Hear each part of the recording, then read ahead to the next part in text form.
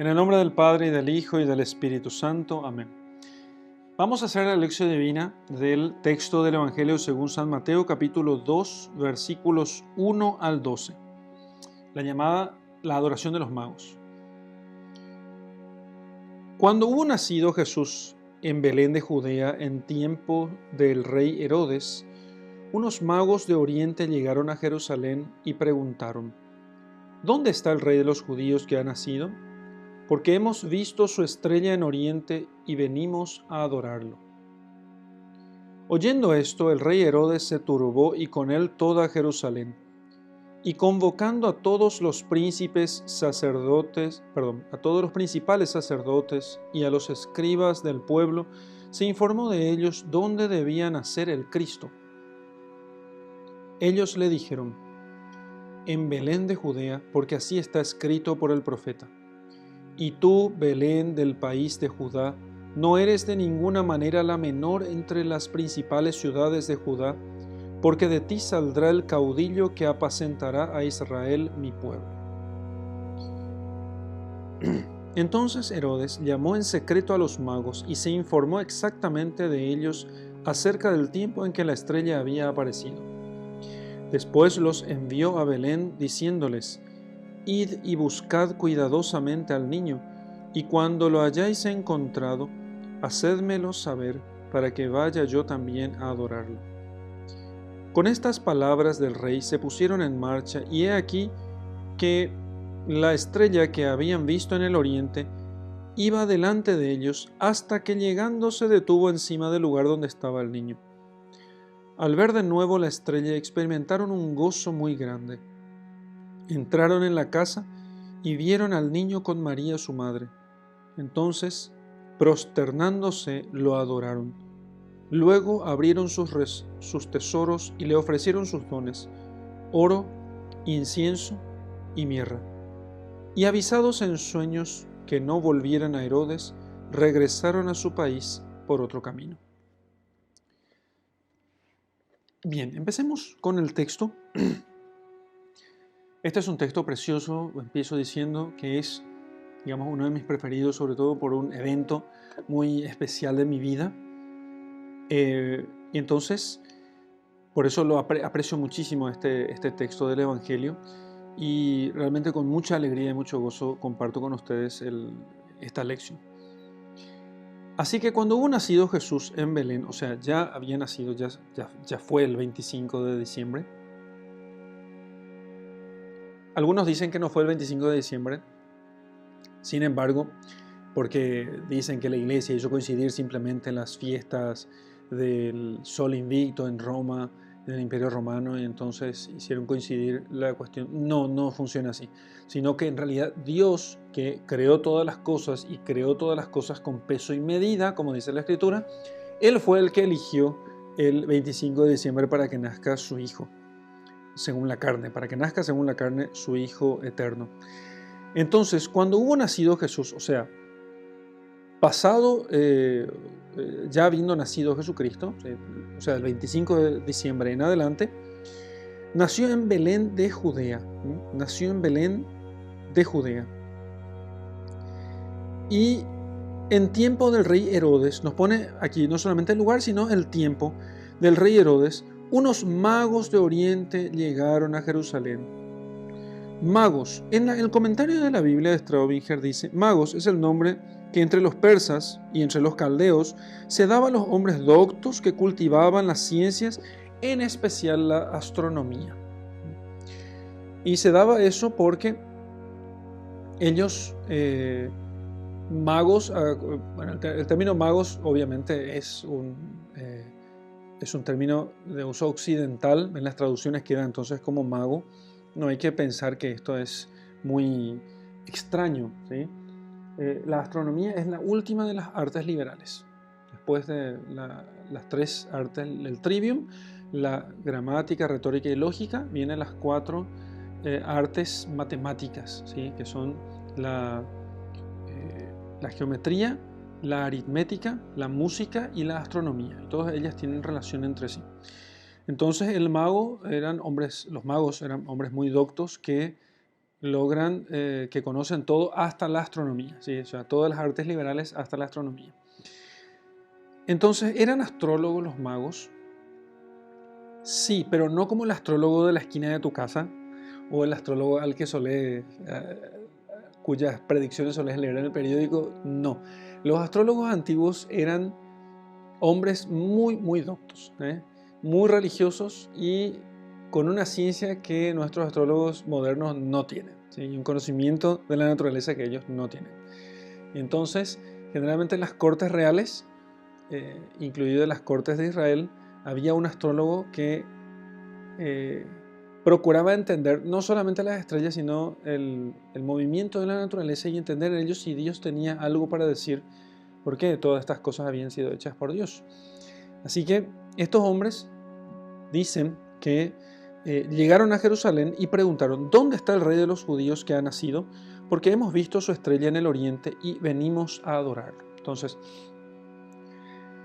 algunos padres de la iglesia dicen, interpretando este texto, que ellos realmente habían visto alguna señal astronómica, dándole una interpretación astrológica, y entendieron que había nacido el Redentor. El lenguaje astrológico fue utilizado ciertamente en la antigüedad, y ese lenguaje astrológico primó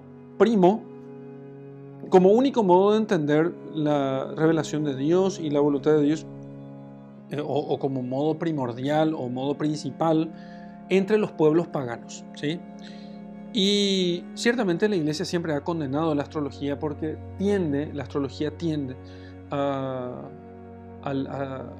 los que practican la astrología o los que estudian la astrología tienden, no todos, pero la mayoría, tiende a cierto determinismo, pensando que Dios se rige por esas leyes y no libremente, y también que las personas, los hombres, se rigen por esas leyes astrológicas y no libremente. Entonces, con toda razón, ciertamente la iglesia ha condenado la astrología. Y no conviene leer horóscopos ni cosas por el estilo, porque nos pueden alejar muy fácilmente de la práctica religiosa.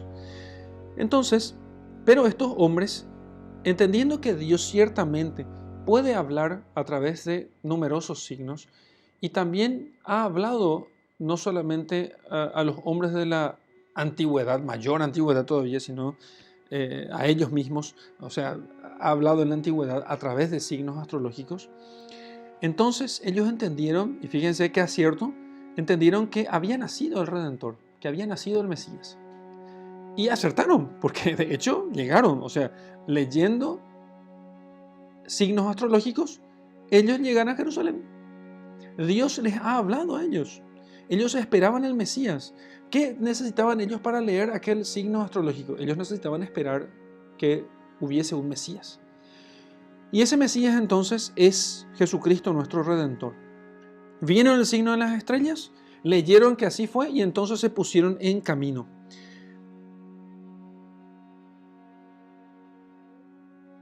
Oyendo esto entonces, ¿qué pasó? Ellos llegan a Jerusalén, le cuentan, claro, lo primero que hacen, como estos eran hombres importantes en sus naciones respectivas, estos tres hombres, a los cuales la tradición les pone el nombre de Melchor, Gaspar y Baltasar, que representan las tres razas de la tierra, ¿sí? Sem, Cam y Jafet. Sem, Cam y Jafet. Entonces, representando las tres razas de la tierra, las que se originan con los hijos de Noé, entonces estos representan las tres razas de la tierra: Sem, Cam, los semitas, los camitas y los jafetitas, ¿sí? Entonces, y esos son representados por estos tres: Melchor, Gaspar y Baltasar. Bien, entonces ellos llegan y se presentan delante del rey Herodes, que es quien reinaba en ese momento sobre Jerusalén, y le dicen: bueno, vimos su estrella en Oriente y supimos que está aquí, que ya ha nacido el Mesías. Venimos a adorarlo. No hay que entender aquí el término adoración solamente como reconocimiento de Dios, porque adoración también en algunos textos antiguos puede referirse solamente a reverencia, ¿sí? solamente puede referirse a reverencia, ¿sí? De hecho, incluso en algunos textos litúrgicos se suele utilizar el término adorar como hacer reverencia. Por ejemplo, un texto en las rúbricas sobre la vestición del alba, que es la túnica blanca que usa el sacerdote, dice que el sacerdote vista, en latín, vista el alba sin adorarla. Y uno se dice, bueno, pero ¿qué otra vestimenta se adora, no? Pero lo que quiere decir es que no se besa esa vestimenta, ¿eh? Entonces aquí el término adorar puede significar simplemente que venimos a prestarle nuestra reverencia. Sin embargo, los regalos que ellos dan al final indican que probablemente ellos hayan entendido, por lo menos de un modo seminal, hayan entendido de qué se trataba este Mesías. Veremos cuando hablemos sobre los regalos. Entonces, el rey Herodes se turbó y con él toda Jerusalén se turbó. Y convocando a todos los principales sacerdotes y los escribas del pueblo, se informó de ellos dónde debían nacer el Cristo. ¿Por qué estaba turbado Herodes? Simple, porque Herodes estaba preocupado de perder el trono, porque el Mesías era rey. El Mesías era rey. Entonces, se turba él y se turba también toda Jerusalén. ¿Por qué se turba Jerusalén con la venida del Mesías? Se turba toda Jerusalén, entienden que algo importante estaba sucediendo, por eso ven a estos reyes viniendo con sus camellos, así como dice la profecía. Entonces ellos visitan Jerusalén y todo el mundo se pregunta, ¿qué está sucediendo? ¿A quiénes vienen a visitar estos reyes? Y Herodes, obviamente, de forma especial, porque él no espera que nazca el Mesías. De hecho, no quiere. Esa es la actitud que va a tomar después, cuando manda a perseguirlo para poder matarlo, para evitar que nazca el Mesías. El Mesías es rechazado desde el principio. No pensemos nosotros, por eso nunca tenemos que pensar nosotros, algunos dicen, si Jesús apareciera ahora, la gente le iba a creer. Mentira. Desde el primer momento del Evangelio, nosotros ya vemos cómo la gente no quiere recibir al Mesías, porque eso implica que sus intenciones sean puestas de manifiesto. Entonces convoca a él a los sacerdotes y a los escribas del pueblo, informándose dónde debía nacer el Cristo, el Mesías. Entonces ellos le dicen que tiene que ser en Belén de Judá, porque aquí hay una profecía que dice, y tú, Belén, país de Judá, no eres de ninguna manera la menor entre las ciudades, porque era un pueblito chiquito e insignificante, porque de ti saldrá el caudillo que apacentará a Israel mi pueblo, o sea, el pastor que apacentará a Israel mi pueblo. Entonces tiene que ser en Belén. Entonces Herodes les dice a los magos, a estos reyes, y les dice, bueno, la profecía dice que tiene que nacer en Belén. ¿Ustedes qué información tienen? Bueno, nosotros vimos su estrella y los signos astrológicos así indican. Bien, entonces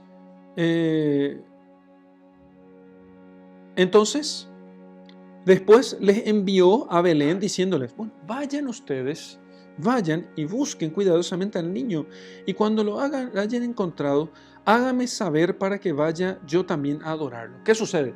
Entonces, él ya tenía pensado qué hacer, ¿sí? Ya tenía pensado qué hacer. Pero no quiere hacer porque no quiere quedar mal delante de estos reyes. Imagínense si él dice, no va a nacer aquí. Ellos están seguros que nació el Mesías. Él, en cambio, les dice que va a nacer en Belén porque así dicen las profecías. Entonces, ¿qué hacen? Si él mandara matar allí mismo, podría causar una guerra. Porque estas tres naciones vienen y entonces podría causar una guerra, porque ellos vienen aquí a visitar a aquel que ellos creen que es el rey. Entonces, por favor, cuando lo encuentren, mándenme mensajes para que yo sepa también, yo también quiero ir a adorarlo, a reverenciarlo. Así que con estas palabras del rey, sí, cómo no, y los magos le creyeron. Estos doctos reyes de Oriente creyeron a Herodes y le dijeron que sí, les avisarían. Entonces se pusieron en marcha y, claro, la estrella había desaparecido cuando ellos entraron a Jerusalén. Los de Jerusalén no la veían, ¿sí? Y desapareció la estrella. Entonces se pusieron en marcha confiando solamente en la palabra de Herodes. Y estando en marcha, aquí que la estrella que habían visto en Oriente iba delante de ellos, hasta que llegando se detuvo.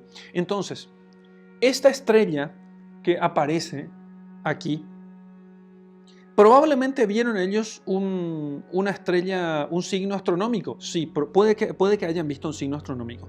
Pero también puede que hayan visto ellos una estrella especial totalmente distinta, como algunos teólogos suelen decir. ¿Y eso por qué? Por una razón astronómica muy fácil. Porque Jerusalén y Belén están en dirección vertical. O sea, el camino de Jerusalén a Belén es de norte a sur. Entonces, cuando salen los magos de Jerusalén, se aparece de nuevo la estrella que no estaba brillando y ahora vuelve a brillar. No es una estrella común. Y comienza a ir delante de ellos de norte a sur. Y no hay estrellas que se muevan de norte a sur. Las estrellas se mueven de este a oeste. Esta estrella, en cambio, se está moviendo de norte a sur.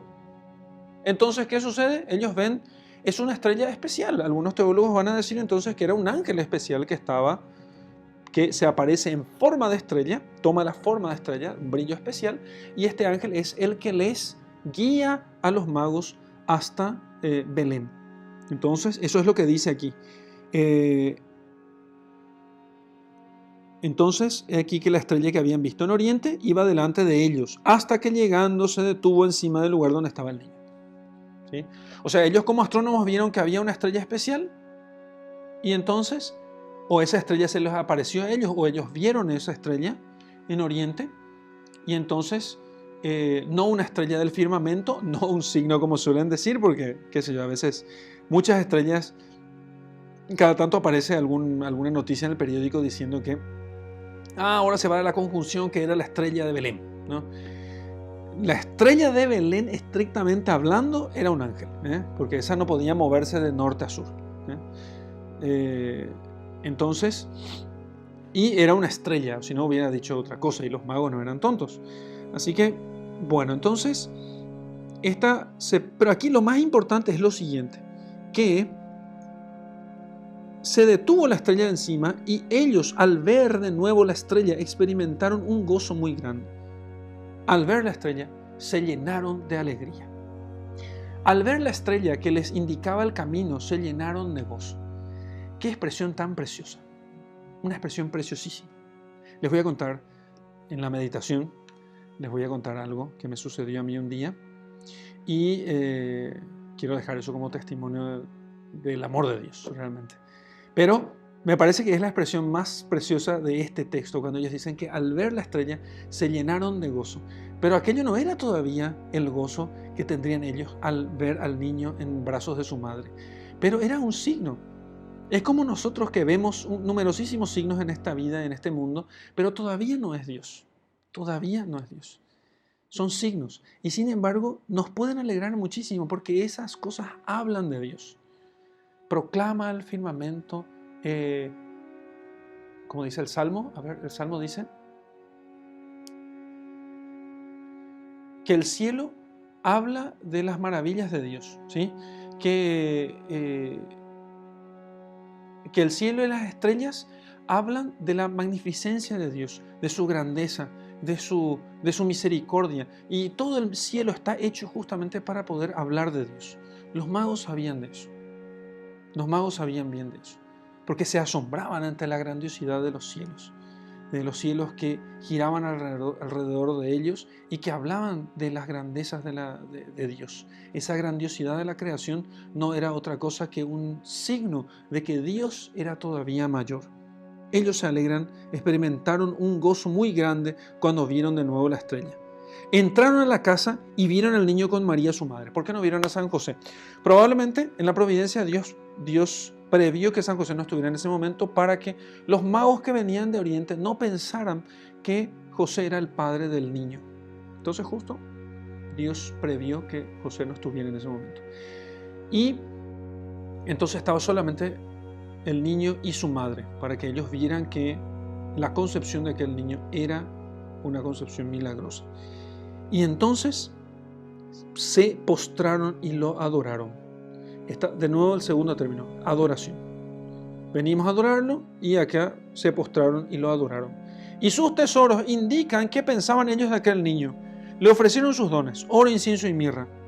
Oro que es presente o regalo, don para los reyes, incienso, que es don para Dios, y mirra, con el que se embalsama los cuerpos antes de enterrarlos. O sea, don para reyes, don para Dios y don para hombres. ¿Y por qué esto? Y porque este Mesías es rey, este Mesías es Dios y este Mesías es hombre y ha de morir. Fíjense cómo el signo de la cruz, de la muerte redentora de Jesucristo, está ya desde el momento de su presentación ante todos los pueblos, que es la Epifanía. O sea, la presentación a todos los pueblos aquí es a todos los pueblos representados en los tres reyes, que representan a su vez las tres razas de la tierra. Avisados en sueños que no volvieran a Herodes, regresaron a su país por otro camino. Obedecieron al sueño nuevamente, donde el ángel les dice que no vuelvan a Herodes. Ellos obedecen a Dios antes que a los hombres. Pensemos nosotros solamente como un detalle último antes de pasar a meditar este texto. En sueños dice, o sea que llegaron, se prosternaron, adoraron al niño en brazos de su madre, presentaron sus dones y luego durmieron enseguida. Imagínense las conversaciones que habrán tenido con Nuestra Señora. A ver, Señora nuestra, cuéntenos cómo fue. Cuéntenos de sus conversaciones con el ángel. Y entonces María los evangelizó, les habló, les predicó y les habló de aquel niño, de ese niño que recibía en sus manos. Y entonces María pudo haberles dicho a ellos, y el ángel me dijo esto, y el ángel me contó tal cosa. O quizás pudo no haberles dicho nada simplemente, y ellos solamente quedaron a mirarle, porque la contemplación de María y el niño, que es como normalmente pintamos siempre la Santísima Virgen, la Virgen con un niño, en realidad nosotros lo que estamos haciendo en esos cuadros de la Virgen con el niño es mirar lo que vieron los Reyes Magos, lo que los magos vieron en la cueva de Belén. Y entonces no podemos hacer otra cosa que ofrecerle oro, reconociéndole a nuestro Rey, incienso, reconociéndole a nuestro Dios, y mirra, reconociéndole que se hizo hombre como nosotros para redimirnos de nuestros pecados. Vamos a hacer la meditación de nuestro texto, el que acabamos de leer. No olvidemos, voy a hacer un excursus aquí sobre el tema, diciendo que la lectura no es solamente encontrar explicaciones a lo que es lo que yo suelo hacer, sino que también es muy importante que leamos el texto una y otra vez hasta que la musicalidad de las palabras, de aquellas palabras, vaya penetrando en nosotros. Hay que leerlo con calma, rumiando palabra por palabra, de tal modo que esas palabras penetren en nuestro corazón y sean uno con nosotros. Yo hago una lectura muy rápida y explicando simplemente las cuestiones exegéticas del tema, pero la lección no es solamente eso, ¿sí? Hay que leer una y otra vez. Por eso conviene pausar este video, hacer la lección otra vez, pero ya sin las indicaciones que les he dado, o sea, solo uno, leer, rumiar las palabras una y otra vez, masticarlas lentamente, repetir, conviene mucho repetir también, y después pasar a la meditación. Bueno, entonces, en esta meditación vamos a ver qué podemos quitar de todo esto. Así como dije al principio, algunas personas suelen decir muy imprudentemente que sin entender la realidad, que bueno, sería fácil si Jesús apareciera ahora, entonces muchos creerían en Él. Si Dios se hiciera visible, no solamente no podríamos merecer como Dios previó que sea así, además Él es el Dios del universo y Él quiso que nosotros mereciéramos el cielo, sino que por otra parte también con estos relatos nos damos cuenta de que el hombre no es que está siempre dispuesto a recibir a Dios y a su enviado. Muchas veces no está dispuesto. Entonces vemos cómo Herodes no está dispuesto, siendo que él era el rey de los judíos, aquellos que tenían justamente, que eran objeto de las promesas. El rey, el Mesías tenía que ser judío. ¿Y quiénes vienen a visitarlo? ¿Quiénes son los que lo visitan? Los pastores y los reyes magos, o sea, extranjeros y gente pobre, inculta y despreparada. Y así funciona muchas veces también en las misiones, son los pobres los que le reciben a uno. Y estos extranjeros son los que mejor reciben el evangelio. Extranjeros, ni siquiera del pueblo elegido. ¡Qué catástrofe!, ¿no? Qué trágico, qué dramático que justamente los del pueblo elegido así sean. Pero nosotros no estamos meditando esto para apuntarle a los judíos, decirle, miren, ustedes no recibieron el Mesías, sino para que nosotros no caigamos en el mismo pecado, porque al cabo de 2000 años de redención, también nosotros podemos caer en cierta rutina de la redención y pensar, bueno, total, nosotros somos el pueblo de Dios, la iglesia, ya nosotros somos los elegidos, etcétera, etcétera. Y al final, después, un día, Dios envía a su estrella, envía a sus predicadores, a sus Juan Bautistas, y no los recibimos, porque simplemente nos parece que ya tenemos todo y que no necesitamos que Dios venga a salvarnos. Herodes, entonces, ¿qué puede enseñarnos la actitud de Herodes? Herodes no quiere perder su reinado. Así como nosotros muchas veces no queremos perder nuestro reinado. Porque de hecho el pecado original consiste en ponerse en el lugar de usurpar, mejor dicho, el trono de Dios. Usurpar el trono de Dios. Porque la serpiente le dice a Eva, mira, este fruto, si ustedes comen de este fruto, serán como dioses, serán como el rey. Pero solamente Dios puede ser Dios. ¿Cómo se le ocurre a Eva, Adán y Eva, ser como Dios? ¿Cómo se les ocurre? Porque en nosotros siempre existe esa tentación de usurpar el lugar de Dios, de ponernos en el lugar de Él, y no de someternos humildemente a Dios nuestro Padre. Cuando pecamos, básicamente lo que subyace a todo pecado es siempre la soberbia. Siempre es la soberbia de querer nosotros hacer las cosas por nuestra cuenta y no, por el contrario, de obedecerle bajo toda circunstancia a Dios.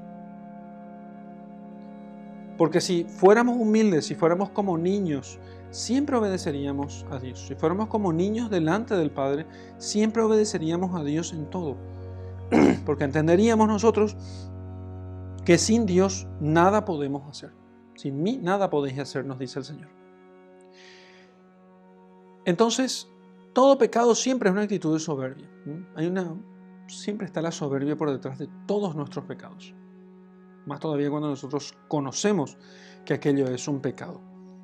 Y Herodes estaba ahí tranquilo, había sido puesto por los romanos, imagínense ustedes. Herodes había sido puesto por los romanos, no era judío de raza, estaba protegido por ellos, había buenos tratados de paz, y resulta que ahora se le ocurre nacer al Mesías, justo cuando yo vengo a imponer la paz. Justo cuando yo vengo a poner las cosas en orden. El Mesías va a venir y el Mesías va a venir a liberar al pueblo de los romanos. Va a ser un lío, esto va a ser un despiole. Es mejor resolver el problema. Vamos a resolver el problema. No vamos a aceptar la verdad, vamos a resolver el problema. Evitando otros líos mayores. Eso es lo que estaba en la cabeza de Herodes, porque Herodes no entendía que Jesucristo venía a ser el príncipe de la paz. Que Jesucristo no traía líos, al contrario, venía a resolver líos del hombre. Líos que el hombre no podía resolver por sí mismo. Por eso se exalta. Por eso nosotros nos exaltamos cada vez que nos turbamos, cada vez que nos parece que Dios nos pide a nosotros disponibilidad total, confianza en su providencia, entrega a Él. Sacrificios. Nos exaltamos porque alguien nos va a quitar el trono, un trono que por otro lado no nos pertenece, que no nos pertenece. Pasemos ahora a los magos. Los magos vienen de Oriente, no son del pueblo elegido, no son del pueblo judío, no guardan la religión verdadera. Imagínense ustedes, los magos tenían otra religión, eran otros. ¿Qué hizo que los magos, a diferencia de Herodes, pudieran ellos reconocer al Mesías en una estrella y después reconocerlo al verlo en los brazos de su madre? Los magos todavía estaban asombrados, sabían asombrarse, porque por sus ciencias, por sus prácticas, por su oficio, por su ciencia fundamentalmente, por el modo como ellos veían el universo, ellos veían todo aquello, todo el universo como obra de Dios. Y entonces ejercitaban continuamente la virtud, digamos así, en modo analógico, ¿sí? Pero podríamos decir que en cierto modo es como una virtud, la virtud del asombro ante la grandiosidad de Dios. Que Dios se diera a conocer por una estrella no era un problema. Para Herodes sí. Porque Herodes, falsificando la religión, ya no se asombra ante las cosas que Dios hace, sino que, por el contrario, él procura resolver los problemas y, aunque entiende que la religión tiene algún efecto, por eso él llama a los sacerdotes y escribas del pueblo a preguntarles dónde nacería el Mesías, y de hecho por eso le da un dato certero a los reyes venidos de Oriente. Sin embargo, él no cree en todo eso, porque eso no está bajo su dominio y poder. Entonces, sin embargo, los magos de Oriente no, ellos miran las estrellas con asombro. ¿Nunca te pusiste a mirar las estrellas? Es muy importante que mires las estrellas todas las veces que puedas. Y que no dejes de admirarte por las estrellas. No, que no dejes de admirarte. Aquello es inmenso. Y Dios, que es el creador y origen de todo eso, todavía es mayor aún. Pero si no aprendes a asombrarte con una montaña, con una estrella, con un cometa, con el viento, con la tormenta, si no ejercitas el asombro mirando los extensos bosques y ríos, lagos, las aves, los animales, si no te asombras ante esas cosas, entonces, cuando aparezca el niño, dirás, ¿esto nomás? ¿Esto nomás? O sea, venimos a ver al Mesías y es este niño nomás aquí que está en los brazos de su madre, debilucho. Imagínense, estos son reyes de Oriente. Ya vimos nosotros cómo probablemente Herodes no hizo nada porque no quería ganarse la enemistad de estos que habían venido. Imagínense, acá viene el presidente del país de al lado y viene y dice, venga a visitarle a tu sobrino. ¡Pam! Le mato a mi sobrino porque no quiero que le visite. Bueno, no estamos hablando de gobernantes pusilánimes. Le van a invadir Judea sin ningún problema. Sin ningún problema. No estamos hablando de hombres debiluchos. Estamos hablando de hombres poderosos. Si ellos se inclinan delante de aquel niño, sin dudar, reconociendo que allí está el Mesías, el Rey, el Dios y el hombre, es porque estaban acostumbrados al asombro. Nosotros no estamos acostumbrados ya al asombro. Estamos acostumbrados más bien a tener dominio sobre todas las cosas. Entonces, por eso cuando leemos las Escrituras y leemos el Antiguo Testamento, vamos al Génesis y leemos las historias que nos propone el Génesis y nos parece, esto es cuento chino. Esto es cuento de hadas, todo es falso. Símbolos, como si los símbolos no tuvieran ninguna importancia.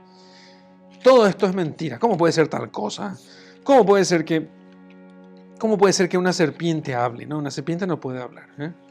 ¿Cómo puede ser que un ángel se ponga a la puerta del paraíso? No, tampoco no puede ser eso. No, ¿cómo puede ser tal cosa? No, esto tampoco puede ser, no, esto es imposible.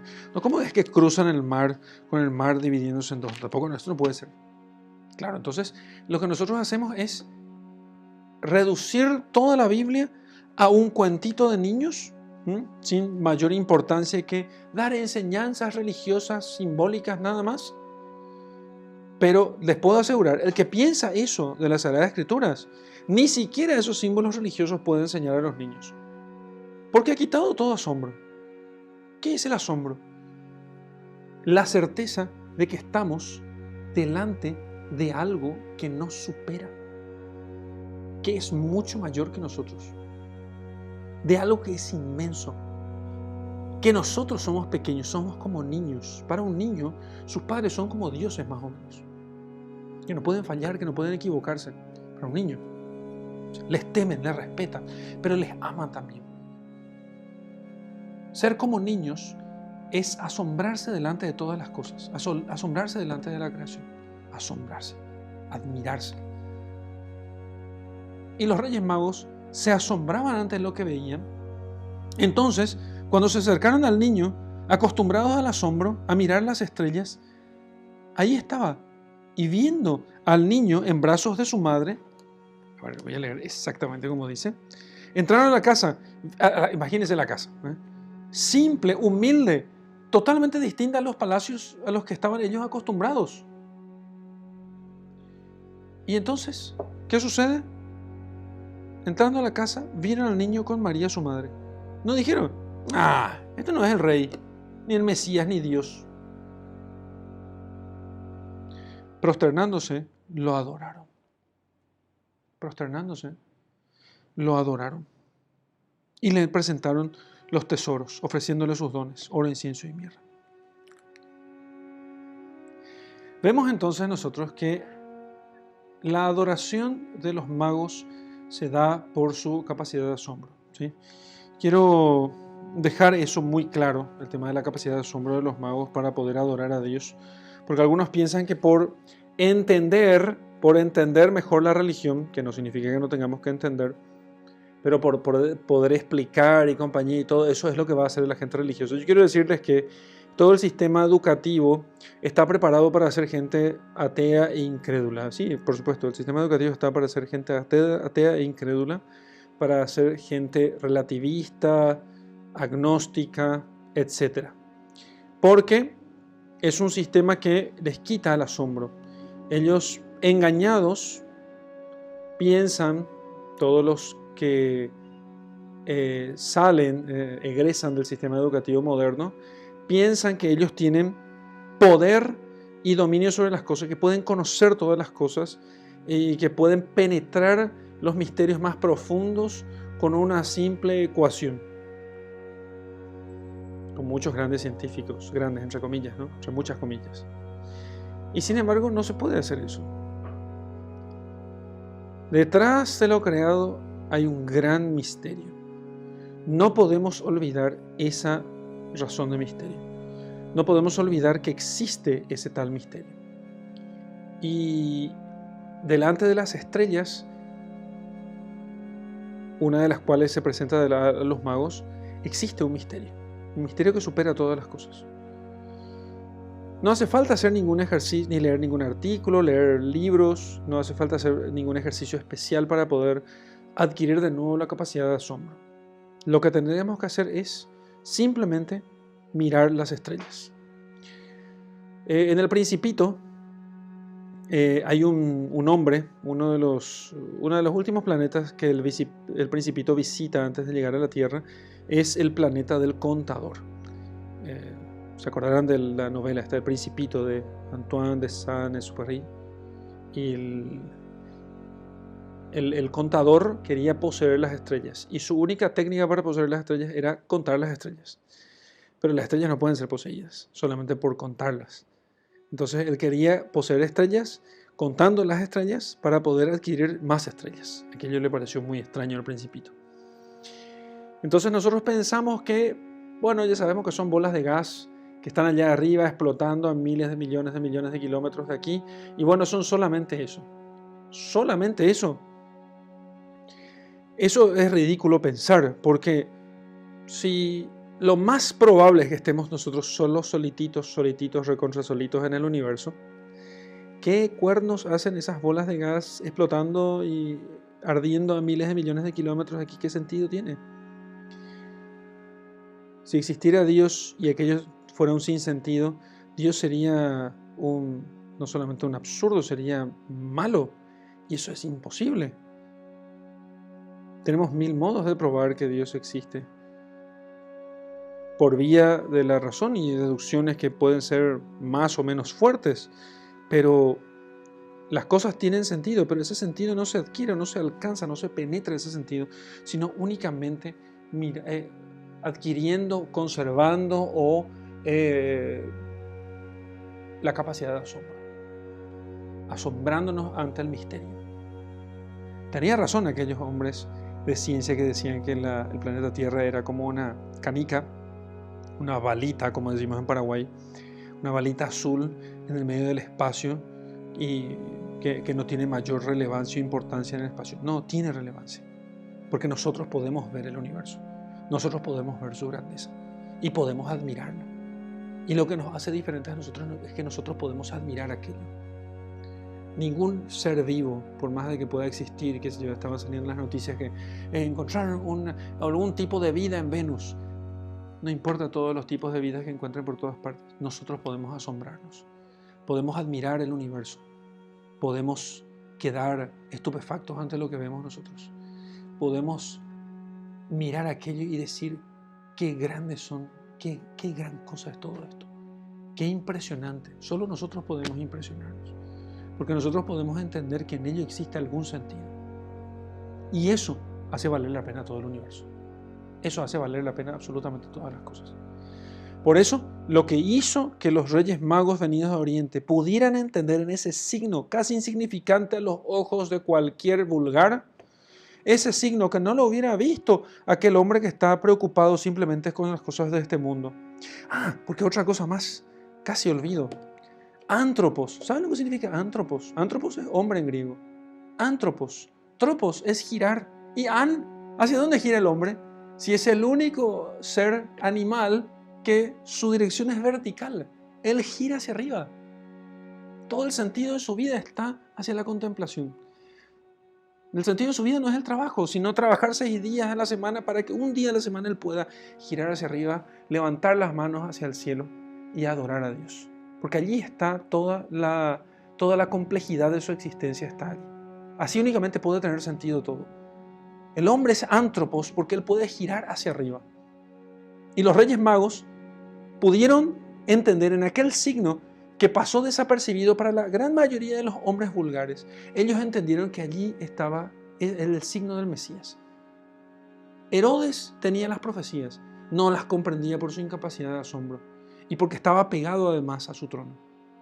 Pero ellos sí pudieron ver y se alegraron. Cuando vieron su estrella, se llenaron de alegría, de un gran gozo. Se llenaron de un gran gozo. Experimentaron un gozo muy grande. Y cuando vieron, todavía movidos por el asombro, todavía movidos por esa alegría que les trae el asombro de las cosas misteriosas, de la grandeza que existe detrás del misterio, al ver aquella imagen tan sencilla, tan simple, de una mujer sencilla, una mujer simple con un niño en sus brazos, en una casa pobre, se prosternan y lo adoran. Se prosternan y lo adoran. Es exactamente la misma imagen que vemos en aquellas venerables ancianas que vienen a nuestras iglesias y llegan y ellas ven lo que nosotros los modernos, muy soberbios, nosotros tan satisfechos de nosotros mismos no podemos ver.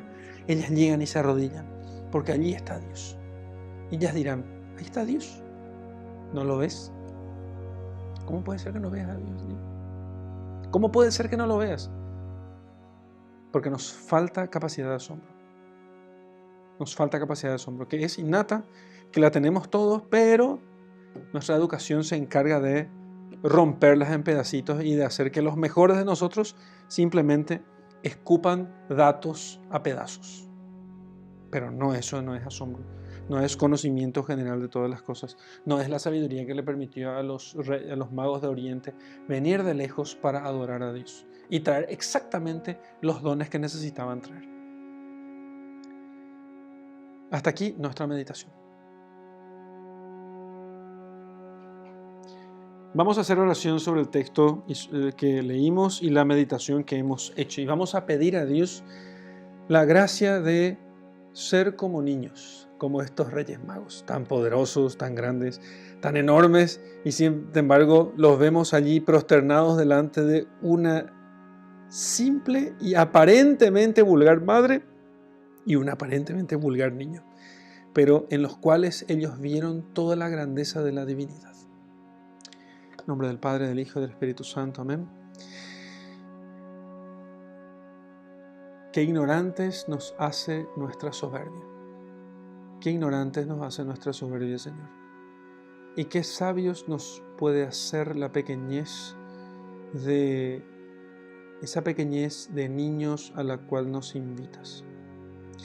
Por eso te pedimos, Señor, que aumentes en nosotros el asombro por tus obras, que al mirar el cielo, la luna y las estrellas que has creado, todas las obras que han salido de tus manos, podamos nosotros realmente asombrarnos y decir, ¿qué es el hombre? ¿Qué somos nosotros para que te acuerdes de nosotros? Sin embargo, nos diste todo, nos diste tu gracia, la participación en tu vida divina, nos entregaste a tu mismo Hijo para poder redimirnos de nuestros pecados. Si todo esto lo hiciste, Señor, realmente no necesitas de nosotros. Nuestros ojos están como cerrados a tu amor, ese amor tan innecesario, porque no necesitas de nosotros, y sin embargo nos amas, y por nuestra soberbia, por nuestra falta de asombro ante la grandeza de tus obras, por eso muchas veces estamos ciegos y no vemos lo que haces con nosotros. No vemos tu grandeza siquiera en esa brisa suave con la que acaricias nuestro rostro y nos dices que estás con nosotros. O aquellas simples palabras de las Escrituras con las que muchas veces nos hablas y que pasan desapercibidas ante nuestros ojos. ¿Cuántas estrellas, Señor, has hecho brillar delante de nosotros, por encima de nuestras cabezas? Y por no haber girado hacia arriba, por no haber levantado las manos hacia ti, por eso no hemos podido ver esas estrellas. Y entonces no vimos la señal de tu Mesías y no nos alegramos. Por eso, Señor, devuélvenos la capacidad de mirar tus obras y alegrarnos por todo, porque en todas ellas siempre nos hablas de ti, siempre nos hablas de tu amor. Gloria al Padre, y al Hijo, y al Espíritu Santo, como era en el principio, ahora y siempre, por los siglos de los siglos. Amén.